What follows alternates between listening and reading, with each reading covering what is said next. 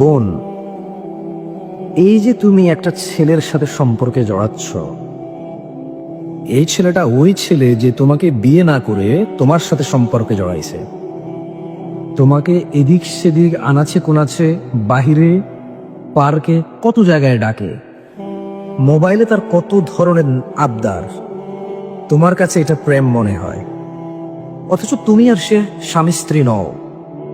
একবার ভেবে দেখো, তোমাকে বিয়ের পর অন্য একটা মেয়ের সাথে সেম যদি সে করে, তুমি পরকিয়া বলবে আর সে বলবে পুরুষ একাধিক বিয়ে করতে পারে। কিভাবে?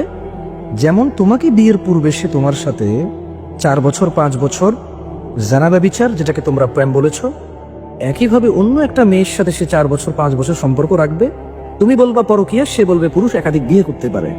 মনে রাখবা বোন আমার, বিবাহের পূর্বে তুমি যত ছেলের সাথে তুমি ঘনিষ্ঠ হয়েছো, প্রত্যেকটা ছেলে দুশ্চরিত্র।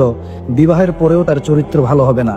কারণ 4 বছর তোমার সাথে জেনা করার পরে বিয়ে করলে যদি তার চরিত্র খারাপ না হয়, তোমাকে বিয়ে করে আরো 10টা মেয়ের সাথে 400 বছর নষ্টামি করলে চরিত্র খারাপ সে নিজের কেন মনে করবে বলতে পারো? তোমাকে বিয়ে না করে যদি পার্কে ডাকে, মোবাইলে না